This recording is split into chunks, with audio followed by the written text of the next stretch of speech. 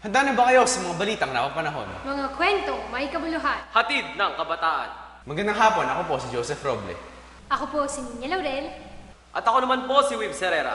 Ito ang Hey Now!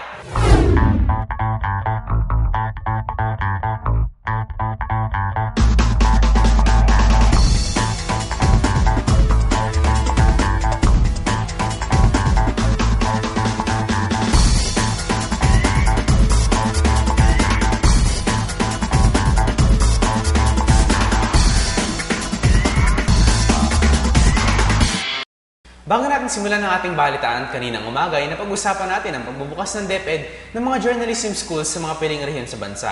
Layunin nito na turuan ng mga mag-aaral na nangangarap maging mamahayag. Saksihan naman natin ngayon ang naganap na Proficient Measures for Quality Education Turnover Ceremony sa Bataan, Olongapo, Benguet at sa Baguio City. Para sa mga detalye, narito si Student Correspondent Angelo Pelaez.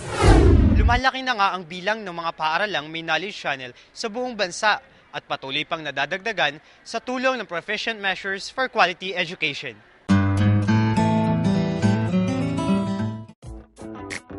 Ang Proficient Measures for Quality Education o PMQE ay isang proyekto na ang layunin ay tulungan ang mga public schools sa buong bansa sa pamamagitan ng Knowledge Channel.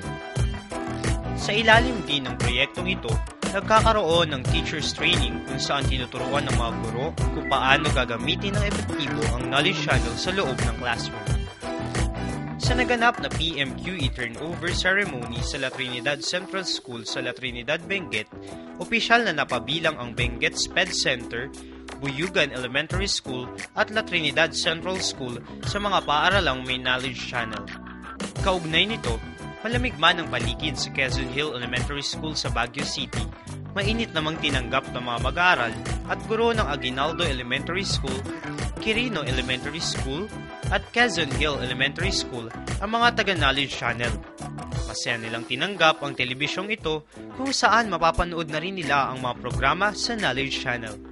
Opisyal na rin napabilang sa mga paaralang may knowledge channel ang Tapinak Elementary School, East Bahak-Bahak Elementary School, Mabayuan Elementary School, Nellie E. Brown Elementary School, Barreto 1 Elementary School sa Olongapo City at Balanga Integrated School, Teodoro Senior Camacho Elementary School, Maximo de los Reyes Memorial Elementary School, at Barrio Central Elementary School sa Bataan. Sa tulong ng proyektong Proficient Measures for Quality Education, nasa 1,933 na ang bilang ng mga paaralang may knowledge channel sa buong bansa. Ako po si Angelo Pelaez ng Francisco P.